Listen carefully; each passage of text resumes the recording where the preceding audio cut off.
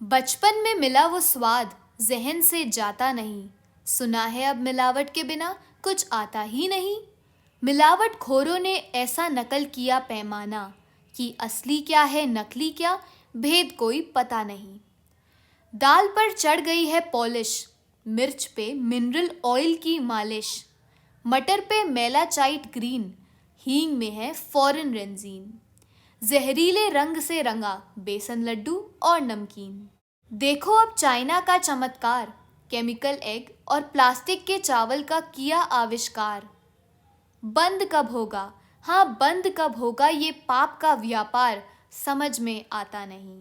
बचपन में मिला वो स्वाद जहन से जाता नहीं।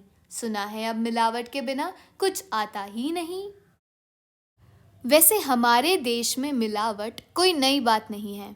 बहुत पहले से बनाए और साहूकार दाल चावल जैसे खाने की चीज़ों में कंकड़ पत्थर तक मिलाया करते थे, जिससे उन वस्तुओं का वजन बढ़ जाता था और ऐसे मुनाफा कमाया जाता था।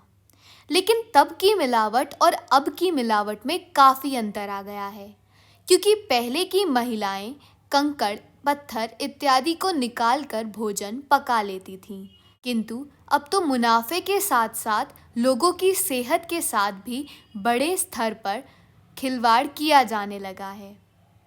लेकिन अब तो मिलावट की हद पार हो गई है।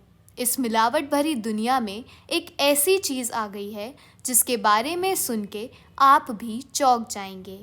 चीज़ जो सभी को इतनी अच्छी लगती है कि पिज़्ज़ा के लिए 2 गुना पैसे देके उसमें एक्स्ट्रा चीज़ डलवाते हैं, डबल चीज़ बर्गर लेते हैं, और जब तक चीज़ बर्स्ट पिज़्ज़ा में वो लपलपाती चीज़ बाहर बहती देख ना ले तब तक उनका पिज़्ज़ा पचता नहीं है। खैर पिज़्ज़ा तो वैसे भी नहीं पचता, बासा जो खिलाते हैं हमें।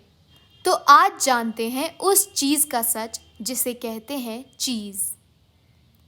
चीज़ बनती है रेनेट से, बछड़े के पेट से। चीज़ बनाने के लिए ताज़ा भरपूर क्रीम या फैट वाला दूध लिया जाता है। इसे विशेष तापमान पर गर्म किया जाता है। फिर इसमें थोड़ी मात्रा में एसिड डाल उसे एसिडिक बनाया जाता है। इसके बाद इसमें रेनेट मिलाया जाता है। रेनेट मिलाने से कुछ ही देर में दूध फटता है, लेकिन उसका जमाव इतना अच्छा होता है कि उसे काटा जा सकता है। उसे काट कर पानी निकाल दिया जाता है। फिर इसमें नमक मिलाकर एक विशेष आकार देकर सूखने के लिए कई महीनों तक रखा जाता है। इस तरह तैयार चीज़ को काटकर पैक करके बाजार बेचा जाता है। इस प्रक्रिया की खास बात यह है कि इसमें रेनेट मिलाया जाता है। आइए जाने विस्तार से कि रेनेट होता क्या है। रेनेट एक एंजाइम होता है। ये एंजाइम दूध को फाड़कर पचने योग्य बनाता है। ये एंजाइम दूध देने वाले पशु के बच्चों काल्व के पेट में पाया जाता है। जब ये बछड़े अपनी माँ का दूध पीते हैं तो ये एंजाइम उसे फाड़कर पचने योग्य बनाता है। फटा हुआ दूध पचने में आसान होता है। इससे उस बच्चे को सही पोषण मिल पाता है। यह प्रकृति की देन है। ये एंजाइम पशु के बच्चे के पेट में तभी मिलता है जब तक वे अपनी माँ का दूध पीते हैं। जब वे बच्चे घास खाना शुरू कर देते हैं तो ये एंजाइम बनना बंद हो जाता है। रेनेट प्राप्त करने के लिए पशु के बच्चे का मरना ज़रूरी होता है। उसके मरने के बाद उसके पेट की परतें उखाड़कर रेनेट निकाला जाता है।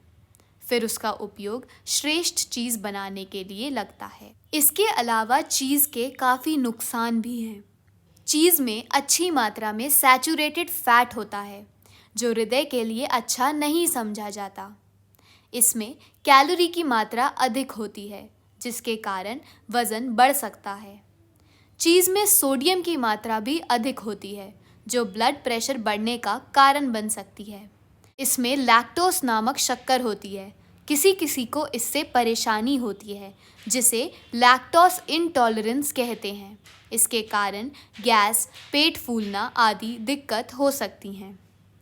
कुछ लोगों को चीज़ में पाए जाने वाले केसीन नामक प्रोटीन से एलर्जी हो सकती है। ऐसे में चीज़ को नहीं खाना चाहिए।